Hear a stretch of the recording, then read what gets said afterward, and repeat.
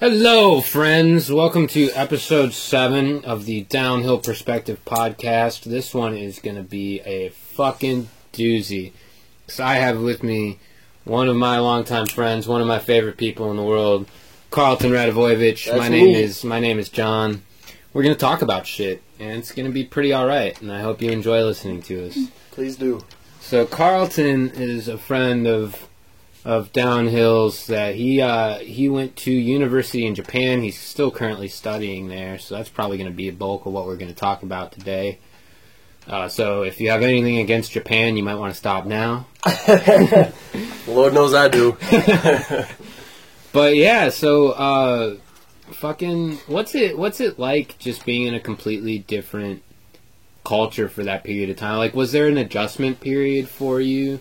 Sort of get used to being in that environment?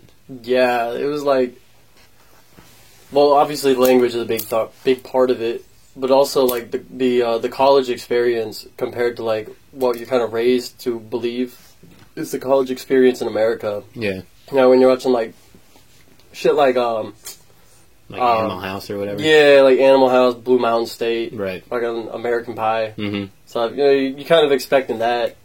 But Japanese college is just, it's a completely different culture and vibe to it. And like, for example, there's no house parties because everyone lives in these tiny little apartments.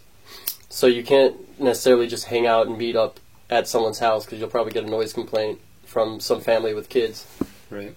So for the nightlife, it's more like going to these things, izakayas, which is pretty much, it's a bar, but with like tables. It's like a pub sort of thing. Okay. Where you get like you get your drinks. Usually we do a thing called nomi hodai, which is all you can drink. Usually it's like 90 minutes. Fuck yeah, dude. Yeah. That would not fly in America. It'd be gone in a second. Right. With the way we drink. Yeah.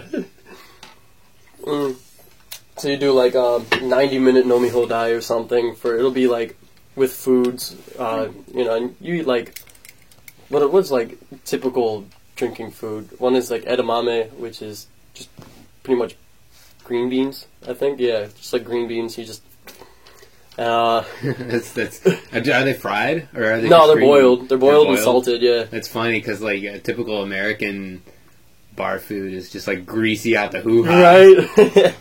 They got like chips and stuff, but the izakaya is more just trying to be like a restaurant. Okay. So the other one is taco wasabi, which is octopus and wasabi in it. Okay. And fun fact, wasabi, all wasabi, real wasabi is quarantined in Japan. Yeah, I've actually heard about that. Yeah, everything here is synthesized. Isn't most of it just like horseradish with green dye? Yeah, literally, and maybe like a pickle or something in there. Yeah. Yeah, that's pretty funny. So, like, why is it? Do you know why it's quarantined to Japan? Is it like invasive? Is it like? Or I think it all has to do with the economics behind it. Like they want to protect the control farmers. Yeah, they don't want it to become. It puts a little like mystique to Japan, right? Yeah, but what about even like exporting it though? Like yeah, because people will figure out the secrets. You know what I mean? Type of thing. The secrets, like the secrets of the plant, type of thing. Because if you get the seeds of it, then it grows everywhere. There's no legislation availability for it. So it's like literally like illegal to grow wasabi other places. I think it's illegal to take it out of the country. Is more so what it is. Okay. And so have you had American wasabi and Japanese wasabi? I have. I don't know the difference though. Okay. They do a pretty damn good job here. Let's just put it that way. Yeah. Mayonnaise has a little bit of wasabi taste to it though in Japan. Like here it's just like fluff and like white. Yeah. In Japan it's a lot more like it's got a little bit of spice to it. Yeah. When people are like, oh, like what, you can't, spicy mayo. Whoa. It's not spicy, but there's definitely like a little bit of that horseradish feel to it. Yeah, man, I love fucking aiolis, dude. Aiolis are my shit. What's that? It's like it has a mayonnaise base, but then you like mix other shit with it. Like I love red pepper aioli. Ooh. It's really fucking good. Cajun aioli is really fucking good. That sounds good. Yeah, dude, I love me some Cajun food. But so I know these a couple spots where like the nomi hodai is real cheap. So my friends just opened a bar, like maybe 15-minute, 20-minute walk from my house, and they do 90-minute Nomi Hodai for like $8, $10, and and then you end up there the whole night because you're just chilling with friends, just getting shit faced. And all the bars close at like 5 or 6, because there's a last train is at midnight. Mm-hmm. So like if you miss the last train, taxis are expensive. You don't want to take a taxi home, right? So usually you're like, all right, You walk. you could walk, or you can just stay, where it's warm and entertaining, and just fucking live out through the night as long as you can until the first train at like 5 or 6. So wait, how do you fill the time between midnight and 5? Bars and karaoke. How late are bars open till there? It's like 5, 3, Yeah? 3 to 5, yeah. Wow. Yeah, 3 o'clock is usually normal. Okay, but there are some joints that are open. Yeah, on like A little bit weekends, later. they'll be open to like 5. That's pretty cool. 'Cause so many fucking bars, or I think all bars here have to close at like 2 No. or like 2:30 at the very That's latest. brutal.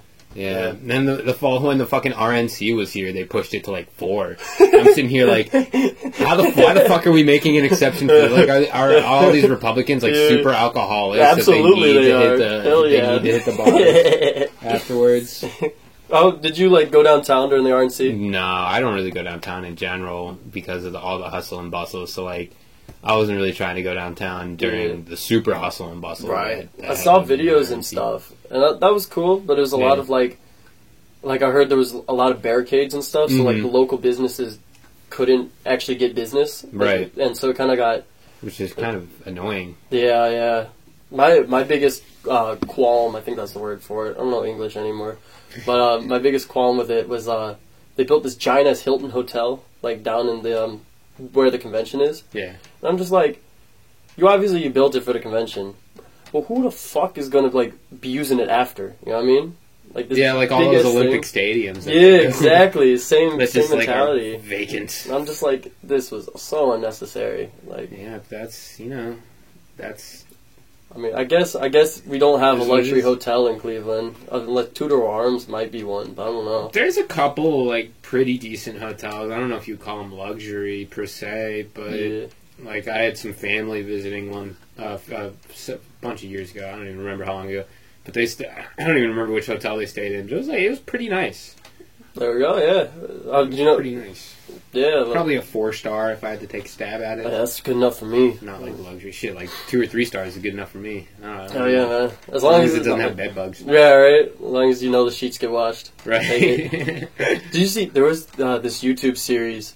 I don't know the name of it for the life of me, but these guys literally they go to like these cheap ass hotels and they just like review the rooms, Yeah. and they'll come in with like black lights and shit, Oh, and, like God. like overthrow the whole room, like looking for bed bugs. And they went to this one, and like they blacklighted it, and there was literally like blood or semen, whatever the hell comes up on the blacklight everywhere, like on the windows, the ceilings, the walls, the beds, the sink, Makes you everywhere. wonder what the fuck was going on Right? there. It's like some crazy massacre, and people still rent the room out. It's crazy. Yeah.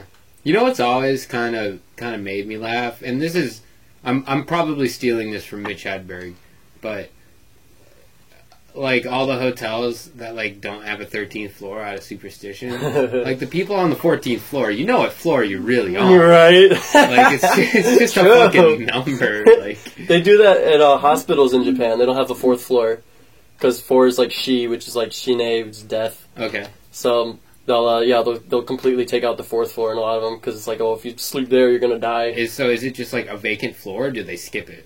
I think they skip it. Like the elevator doesn't go to it. Right. So once again, the people on the 5th floor, Right. you know what floor you're actually on. Like, It's like, yeah, whatever gets you through your elements, I guess. But yeah, they can't I be guess it's surprised. Well wishes or whatever. It's coming from a good place, Mhm. so let's not write it too hard. But let's be real and admit that it's kind of fucking stupid. Yeah, those little superstitions. I don't know. Sometimes you gotta like respect the superstitions. There's some weird shit that goes on in this world. Does Japan have a superstitious culture? It has a spiritual culture, I'd say, Okay. in the sense that if you ask a majority of people, they're not religious, but they'll still go to temples and shrines Mhm. for like certain holidays and things. Okay. So what's the predominant religion in Japan?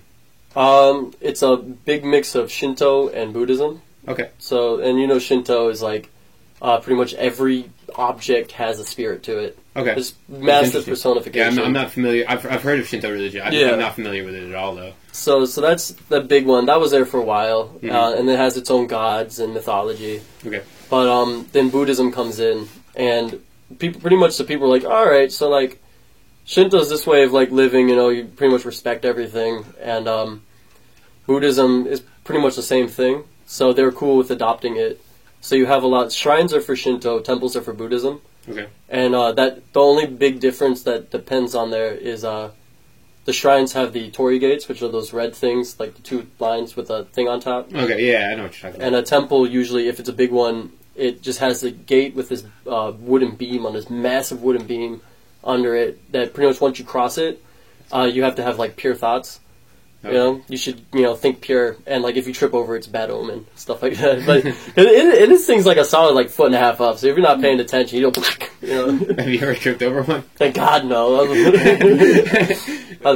Do like the people in the temple like start looking at you funny if you trip over Definitely, one? yeah. Oh, shit, I gotta Shoo you out. Get the fuck out of here. Bad juju. But like, one of the things you like start to think about is these beams are literally like 20 feet large, and these are like thick beams, and you just wonder like where the hell did they get these trees? You know what I mean? It's like there's mountains and stuff, but like, it's not that easy to grow a massive tree and then cut it down. So like, it takes a lot of time. Yeah. So I was in Kyoto, which, as you know, is just tons of temples and stuff and shrines everywhere. It's Yes, as I know. His little mecca.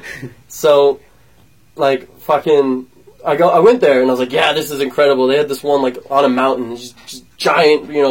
It's literally just pulled up by like 50-foot beams of wood and shit. It's massive. And I come back and I'm like, oh, that was pretty dope. What breathtaking.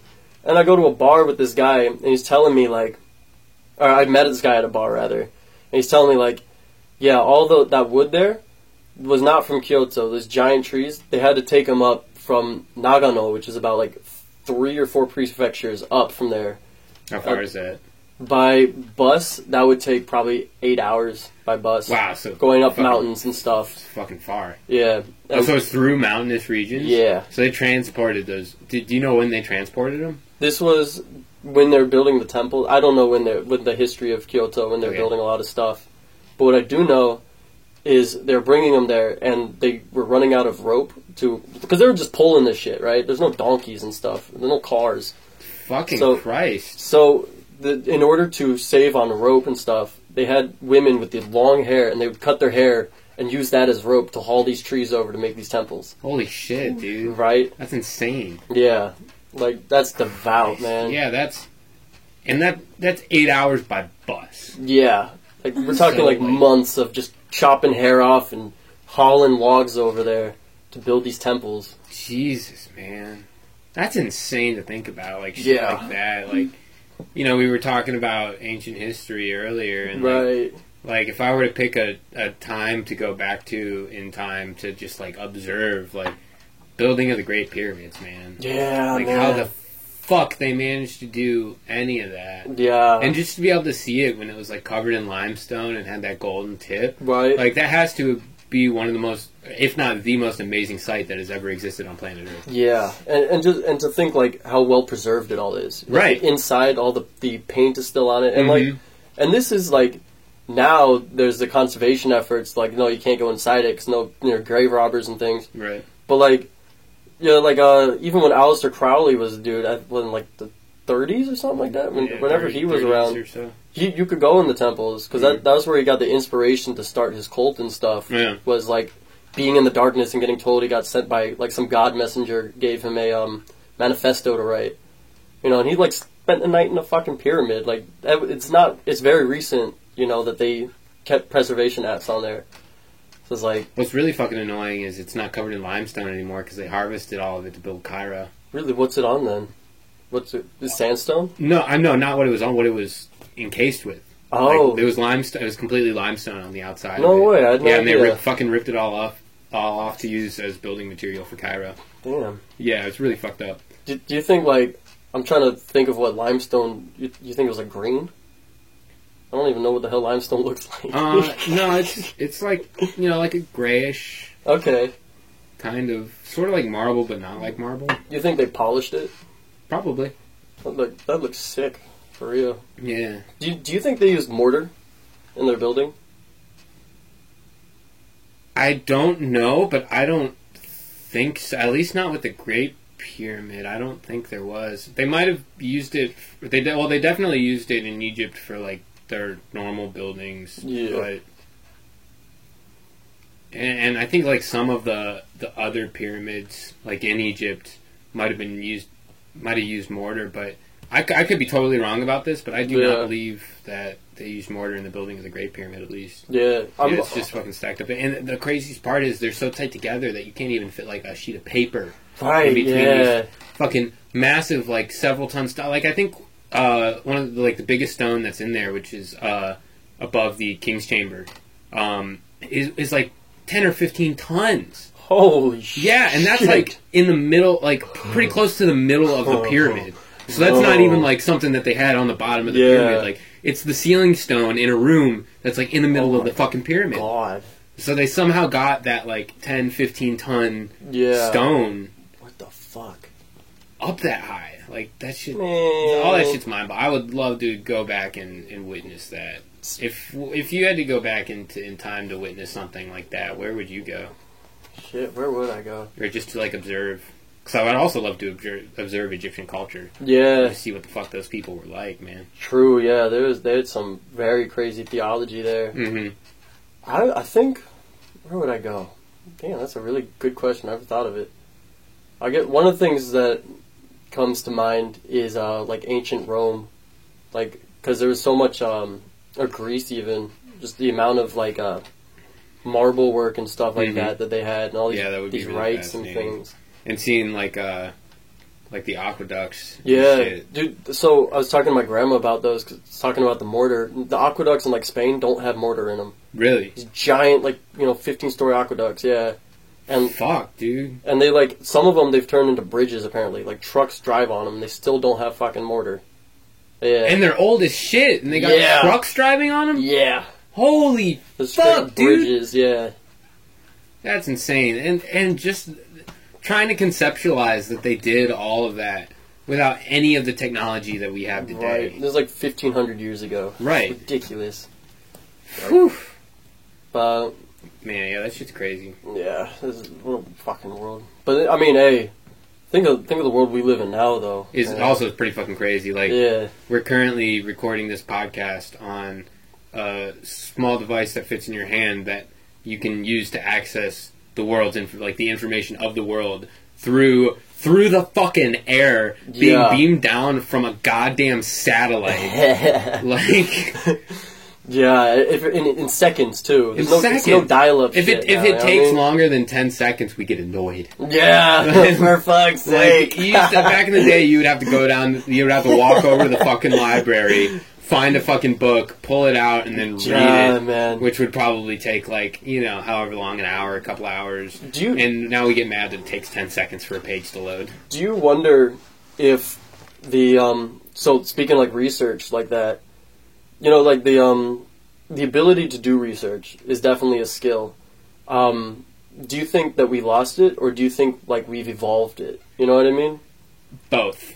To kind of put it in a silly way, but because it gives you the option to really dig in and research shit if you want to. True, yeah. But so many people don't feel like putting in the work. Like they'll just see an article that someone shared on Facebook and they'll just read it.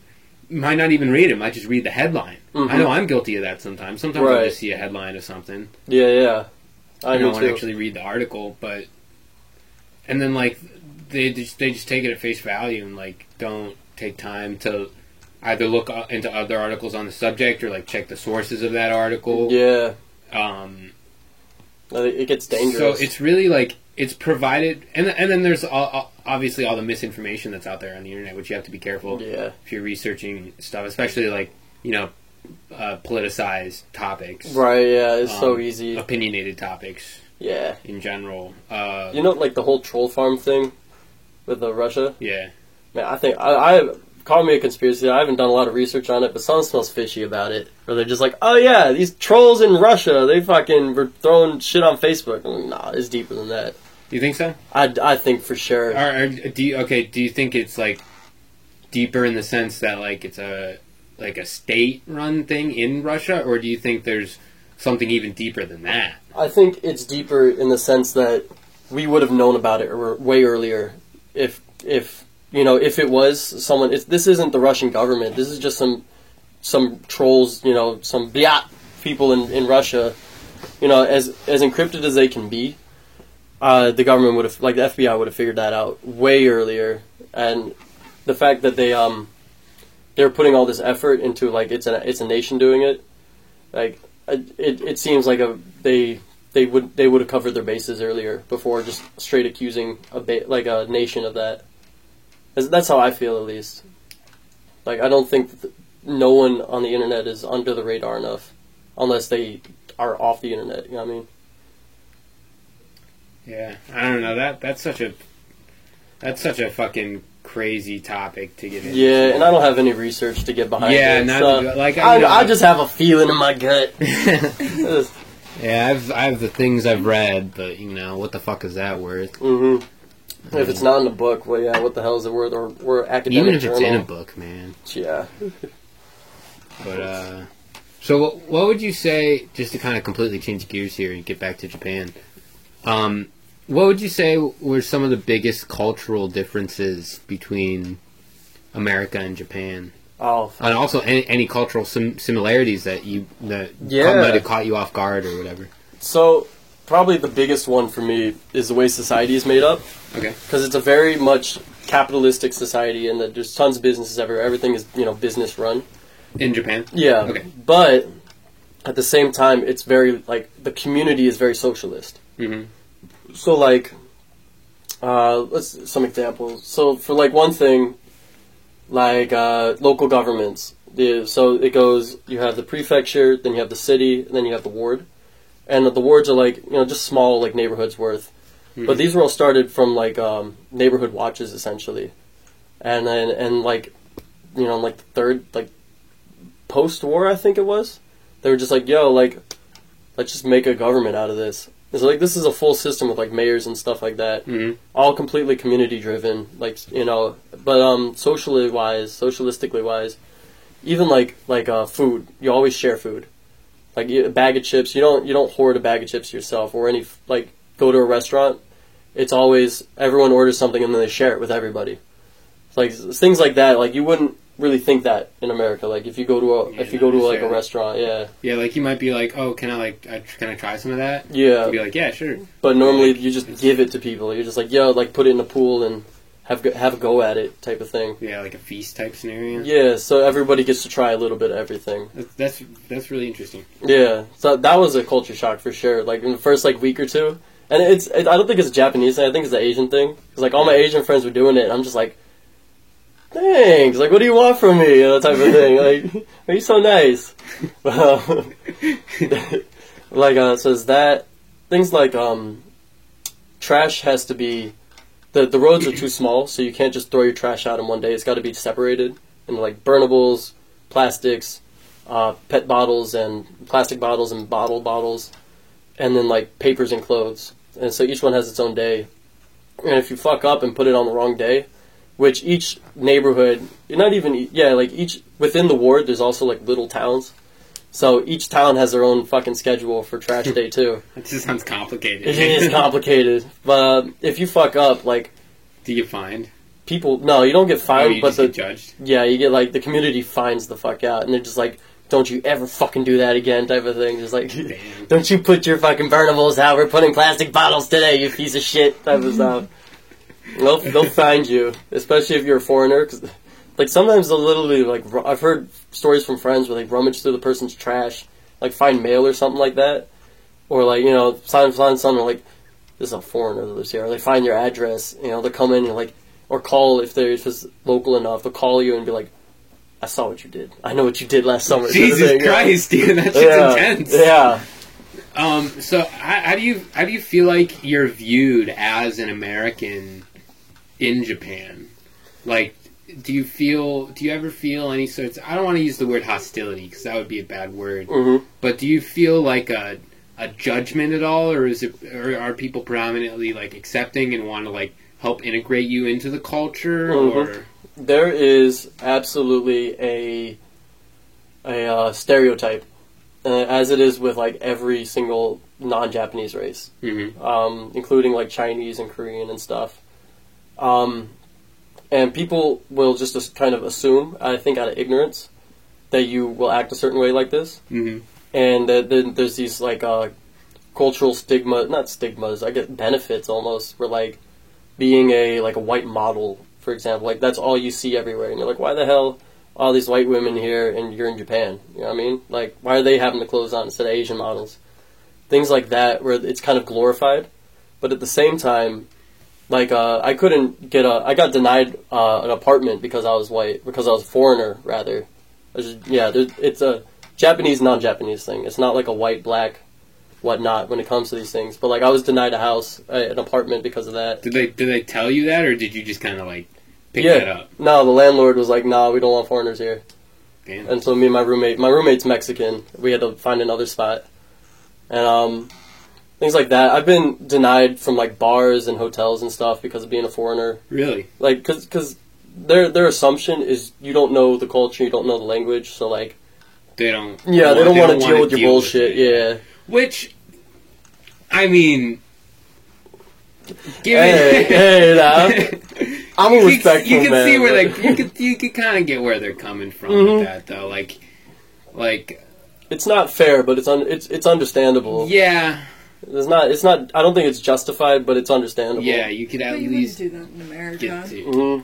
Like, imagine that happening in America. Right. Yeah, I mean, yeah, you would be chastised. But on that same note, like, if you, like, I feel like the average person, I'm not trying to paint a broad picture, but the average person, like, if you were to be, like, working at a convenience store, or, I don't know, working somewhere or just being somewhere, and then someone walked up to you, like, speaking a completely different language, like, expecting something out of you just because they're there, like the way that American tourists do. They do. Like, I could get why they're annoyed. Yeah. But you're right; it's not necessarily justified. Yeah, it can get annoying if you like. So how about we've kind of spoken more on like broader like business type terms here, but what about like the people that you interact with in Japan? So there's, like I was saying, there's kind of a stereotype to it, and it's a lot easier to just play into that stereotype in a sense. Mm-hmm. You know, and like you're playing chess. You know what I mean? So it's not you just like, oh yeah, now it's a card to be a belligerent asshole. It's more like they want me to be this, you know, social party guy, and by doing that, so Japanese people are very like reserved in who they are, and they're it takes a lot to be able to get them to show their true self. Mm-hmm. You know, they kind of have all the, like you've heard, like the three faces: one in public, one at home, and one for yourself. And that holds true, quite honestly. But if you are this kind of like, not rambunctious, but you know, just like a social, fun guy to them, and you're like, yeah, I'm foreigner, but I also want, you know, to hear what you have to say. People like to share their culture, right? Right. So it's a lot easier to break into the mold if you actually stand out from the crowd, as opposed to, like, if you speak like fluent Japanese to these people, they will start being like, oh, so you know this language, huh? You know these aspects to our culture, right? You know, and stuff that you wouldn't know unless you went to school in Japan, type of thing. Like, you literally had to grow up there to get it, and then it becomes a lot more difficult to get things. So there's almost kind of like a pomposity to it. Yeah, I don't know that word, but yeah. Oh, like pomp, like an arrogance to it, like, yeah. Oh, you think you know this? I'm gonna test the fuck out of you. Kind of, yeah, like that, and because they're very hospitable people, but inherently kind, I would say. Not all of them, obviously, but a lot of them, you know, being very hospitable can get very tiring very fast. Let's put it that way. Yeah. You know, and so if you show your true self to somebody, it's not always the same hospitality to it. You know what I mean? So you can find that with people if you really like try to get to know them like that, where they suddenly, you know, they'll become a lot more reserved and or not reserved, but they'll become a little more of a dick And which, Okay. to be fair, they actually might just be normal, and like you're just so used to being treated nicely and treating others nicely that it kind of takes you out of shock. But yeah, that's one of those things you got to get used to and know how to work with if you want to like live in Japan, for sure, as a foreigner. Yeah, that's wild. So what's like one of your favorite experiences that you've had in Japan? Sure. So obviously tons of drinking nights and stuff, but Yeah. my favorite experience has to been climbing Mount Fuji. I mean, I've told the story a lot. Maybe you've heard it, but I don't think I have. all right. So pretty much the whole deal, the whole the whole thing with Fuji-san, Shtick. yeah, the whole shtick. That's the word with Fuji-san is you climb to the top and you see the sunrise, right? And then you climb down after once done. So you have to climb at night. And the normal, like the thing is like 13,000 feet, something like that, whatever that is in I think 7.5 kilometers or something. And but usually you start from like there's I think 9 stations. You start from like the 4th because under it's the suicide forest, and it's not that fun to walk up that. There's just forests everywhere. So I was with 4 or 5 other people, and you need to bring about $60 with you for like food and stuff like that because you're gonna get hungry. You can bring snacks, but it's a lot easier to just buy a $3 thing of rice or something like that at each station. You get this walking stick that at each station you brand it. A guy brands it, so like you can have like a souvenir, and it's also really fucking helpful to get up there. But so when I was going through it, it starts off. We started about like 3 or 4.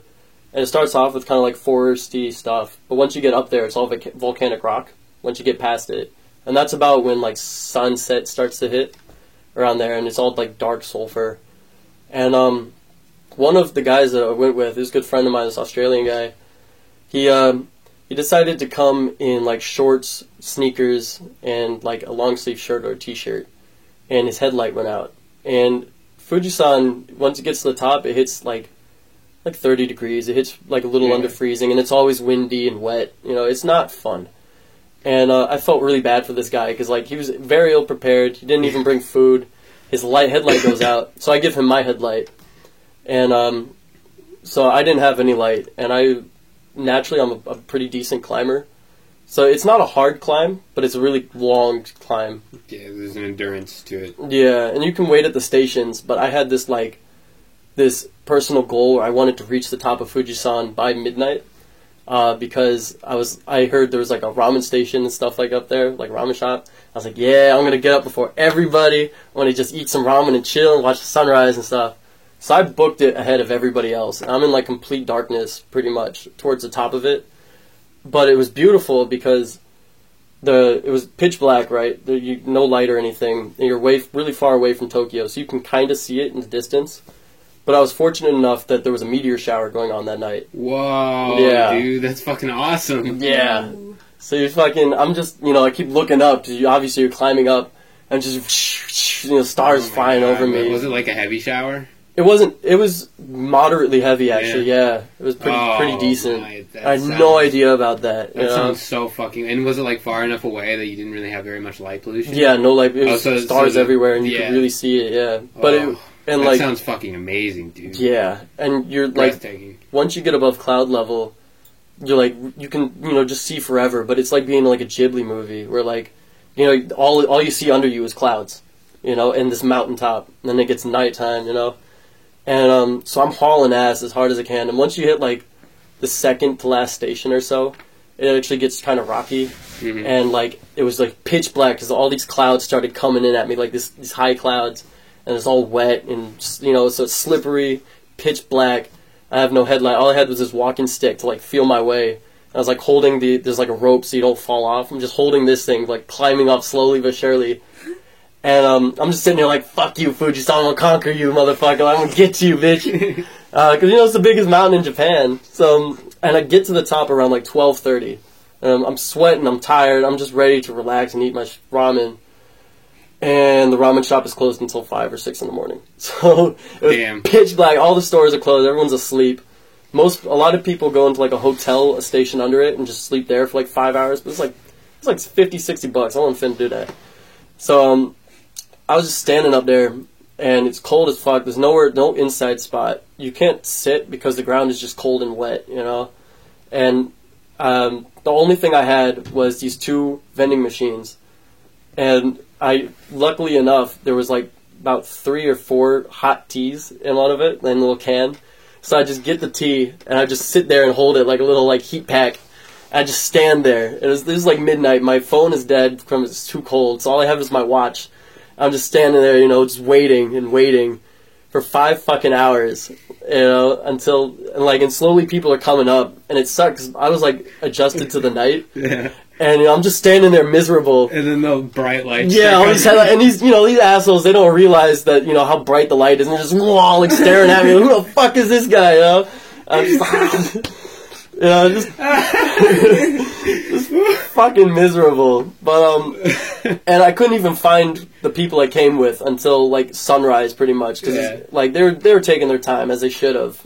And but once there were tons of people up there, photographers and things.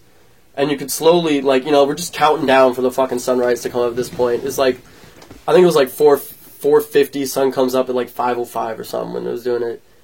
And literally like 5 minutes before, like as soon as 5 o'clock hit, just all the clouds just disappeared. And it was just like this huge moment of clarity where you could just see out. You could still see clouds obviously out there, but like you weren't getting pelted by these things anymore, this water. And we're just, I'm sitting there just waiting and waiting, and slowly you just see the sun come up, and it's just like the most beautiful thing, like coming over the clouds. This light that you've been waiting for hours and hours, just slowly making his way up there. Then I got some ramen, thank God. Had a damn good bowl of ramen. I treated myself. Yeah. As you should have. Yeah. And but I was so tired that, because, I'd been climbing for since 3 or 4 in the afternoon. And this was like 5 in the morning. This is already like, what is that, 15 hours almost of climbing, 14, whatever. And so you could go around the top. There's like a post office and stuff. I was like, man, I don't give a fuck about none of that. I just got it branded to say I was at the top, found the people that I came with, and we slowly made our way down, which was actually really cool because the path down is a lot easier because they're like, all right, you did your work, you did go home now. And so it's almost like you're sliding down, like, this mountainside. And it's still, sulfur, black rocks everywhere. But then you start hitting, the actual forest and stuff. And you're still above cloud level at this time. So you're, seeing this perfect day out there. Just straight Ghibli type stuff. Where you got, the forest above the clouds, kingdom above the clouds thing. And, I made what it took from 3 o'clock to midnight was at 9 hours pretty much. I got down in 3 hours. Really? Which turned out to have been a very bad idea because you don't get to pressure that, get the pressure. Right. So I didn't get motion sickness, but I got my ear wouldn't pop, and I fell asleep on the bus, and when I got up, I was like, "Yo, my ear hurts," type of thing. And literally for a month, I couldn't get my ear to stop. I couldn't pop it. That happened to me when I flew to Florida. Yeah. It took 3 or 4 weeks for my ear. Fuck, that sucks. Yeah, it was dicks. You didn't chew gum on the plane or anything? I did. No. I just got fucking, and ever since then, still to this day, I can't dive too deep in water because it's incredibly painful on my ears. I don't know what the fuck it is.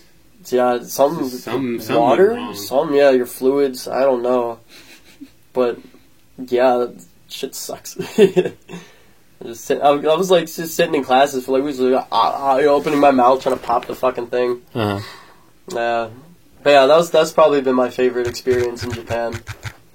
Going to Kyoto was really fun. I was with this American guy named Mike. This big black guy, really good friend of mine. This Korean girl named Yonsu, and this really good friend of mine from Miami named Alicia, and we fucking make it there, and we're like, yeah, let's be spontaneous and stuff. And we're in Osaka and Kyoto. We're like, yeah, we'll just find a hotel when it comes to it. All the hotels are fucking booked, or they're $120 or something like that. We can't do that, We're on a budget. We took the Shinkansen up there. It was really fucking... The bullet train, rather. It was really cool. But, So we ended up sleeping in a karaoke the first night, which I was able to sleep. But apparently I snore like a motherfucker, too. And there was some, like, drunk party next to us, and these guys just shouting to, like, metal songs and stuff. And so, like, nobody else was able to sleep. They're all tired as shit. That was the first night in Kyoto. And, then we did our pilgrimage, which was fantastic. And then the second night, we're like, alright, we're going to find a hotel. Like, legit. We put in hours ahead of schedule to do it.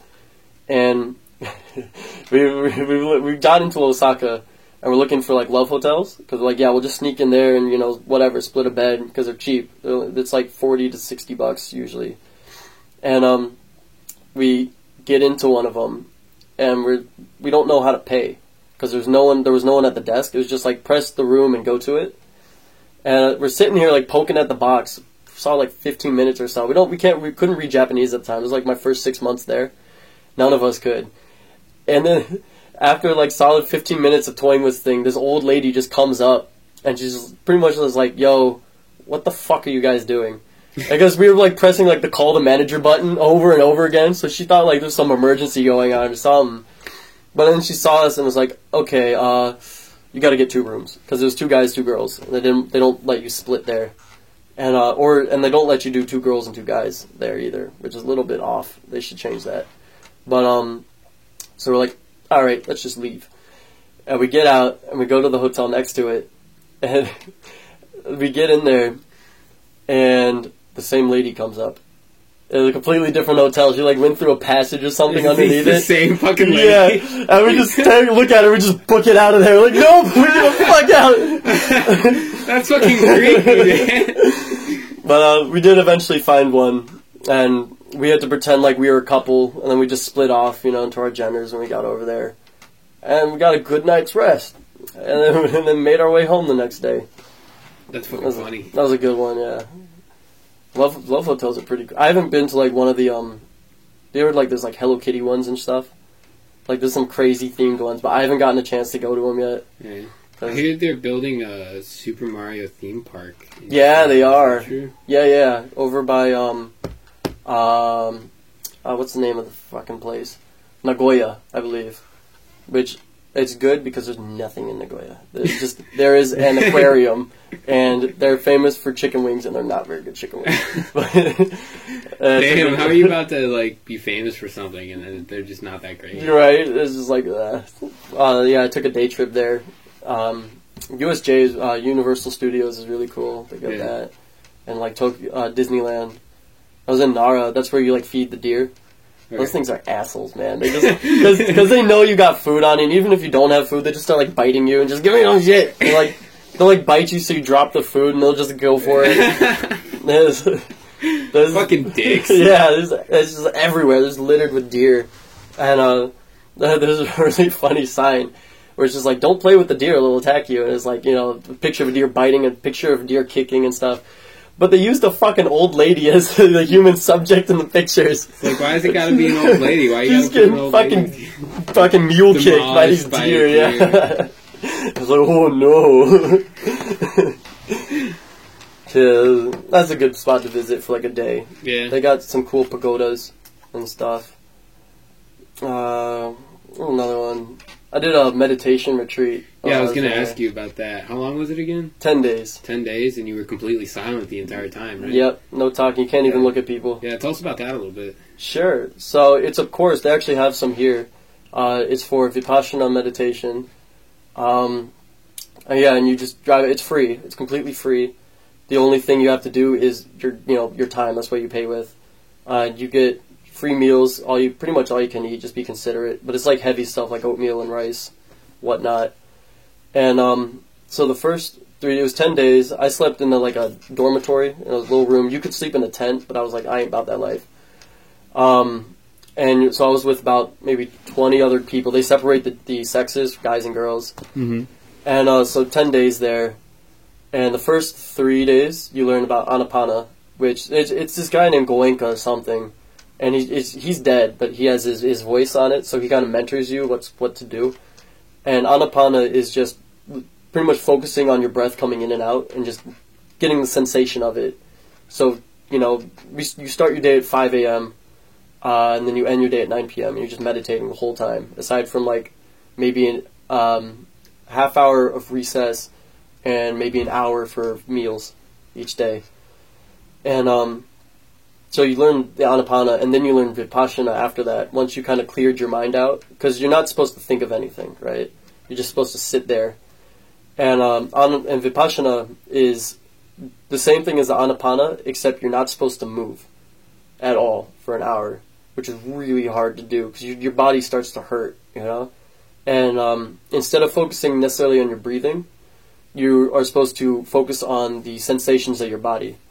So you like start feeling your hands, like, you know, the sensation of your hand, the sensation of your head, like all through your body. You kind of go down through it and then up through it and down, and like you start to try and see if you can pinpoint it, you know, in like just the pinky, and like, you know, one of the knuckles on your pinky, you know, as small as you can get, and you just do that for hours a day, and it's fucking hard. Like, I'll tell you, I can only imagine, man. It's like the first. You gotta be real comfortable with yourself to do something like that. Yeah, like, and like just the anxiety you get of like, what am I doing right now? You know, like you want to do stuff, you know, like, because if that's one of the best parts, you figure out what you want to do in life from it, because you're just sitting there not doing anything, you know, and you're just like, what do I actually want to do right now?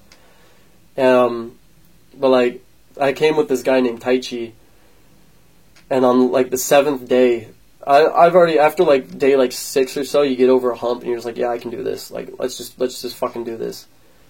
And on day 7, I just remember looking at him for a second, because he was just staring at me, and like we were having a break session. I look at him, and it's just a look of defeat and like sorrow in his eyes. And it's like, no, Tai Chi, no. And he left that night. I was like, fuck, man, you were so close. So I was without any friends. No external, or I guess internal, external reasons to like keep going. Because we were like coming on the train, we're like, yeah, man, we're gonna go to the hot spring, the onsen after. We're gonna, yeah. But Tai Chi left me, poor guy. R.I.P. Tai Chi. R.I.P. Tai Chi. R.I.P. in peace. But so for fun, what I found to do for fun, I was really bad at the morning meditation, because I was so afraid of just passing out at 5 a.m. because I'm still like dreaming and stuff. It's really easy for me to like get lost in that, and I was afraid of like just, you know, sleep talking and stuff. So I'd usually meditate in my room, which just meant getting an extra 2 hours of sleep. And they kept like waking me up, like, get the fuck out of here. But for fun, we would I found the best source of entertainment was brushing my teeth. So of all things. So I brushed my teeth literally like 6 times a day. So I just wanted to do something with my time. Like any chance I could get during a break. You get like 1 hour sessions, just like brush my teeth, like it's good. Really fucking funny. Yeah, and that was 10 days. On the 10th day, you could talk with people, just so that you're not like, you know, completely, you know, you can get reacclimated a little. Yeah, you're not just spurred out on it. Right. So it's good to talk, but it was a bunch of like, you know, no one's in necessarily the right state of mind after that either. So, you know, you kind of, and you meet like a bunch of like, because this is all right. So Japan, you get like a week to like maybe 2 or 3 weeks worth of holiday a year, and these people are literally taking half that time or the whole time to do this meditation retreat. You know what I mean? So it's like these people are hardcore about it, and you can kind of tell when you're talking with them about stuff, and then you're just like, yeah, man, like, you know, some spiritual shit, and you're just like, right. Yeah, let keep it going. Why not, man? Fuck it. I met this bartender, this Japanese guy, and he's just like, yeah, man, I've done so much acid and stuff. He's like, I was like, really now? Like, this is unexpected and stuff. Ew. And like German guys who went to like Malaysia, Burma to like build houses and do the same stuff. You know, all sorts of guys just traveling everywhere. Guys trying to, you know, to reach that plateau of enlightenment. So yeah, it was a great experience. If you're interested in it, look up the Vipassana courses. They're free and they're all over the U.S. How do you spell that? Vipassana. Okay. So like Vipassana, but Vipassana is how you say it. Yeah, and it's, check it out if you got the time. You got the 10 days to do something like that. Yeah, it sounds fascinating, but I feel like I would get far too antsy. I don't know if I could do 10 days. I might be able to do like 4 or 5. You should try it, because you can give up at any time. Yeah. You know, I'm going to use give up because, you shouldn't, but... Yeah. Yeah. Fucking pussy. But, yeah, there's plenty of people that left after, like, 2 days or 3 days, too. Yeah. And... But, it's worth the experience, Maybe I will try that one day. Yeah, you should. Yeah. Well, we've been going for almost an hour now. God damn. I feel like, it doesn't feel like it, right? Sorry for monologuing so much. No.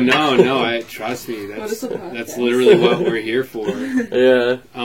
So thank you very much for taking the time to sit down and do this podcast with me, man. Pleasure to be here. I'm glad to be on it. Yeah, I've been listening for a second. I was like, I'm doing this shit as soon as I get back. Hell yeah, dude. I was super excited to have you on, man. I was super happy when I heard you were coming back to the States.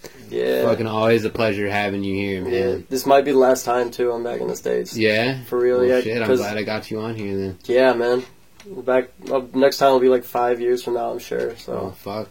Yeah. Well, until then. Yeah. Thank you, everybody, for tuning in. Take a picture, it'll last longer. Right. Do you have any, like, because I know you do music stuff, do you have any, like, online presence that you want to throw out there? Yeah, every social media thing I have, aside from Facebook, is AWAQU. Oh, you're still going with Owaku? Yeah, or Awake. Awake sounds cooler, right? But yeah, little Waku. Fuck yeah. You might be able to find me as Hakuma in the upcoming future. Okay. But that's in kanji. And that means white devil in Japanese. Yeah. That's about what I got. So, alright, so check out Owaku. Yeah, we got SoundCloud, we got Twitter, we got Instagram. Yeah. And yeah, hopefully, maybe if should the chance arise, you'll hear another downhill Owaku track. Yeah. Happen to get our groove on it. Absolute. All right, ladies and gents, and non-conforming people. Thank you so much for tuning in. Y'all have been wonderful. We appreciate, especially if you stuck around this long. We appreciate you. We love you. And Otsukare-sama deshita. What? It means like, you did well. Oyasumi nasai. Good job. Yeah. All right, I'm cutting it there. Bye, guys. We love you.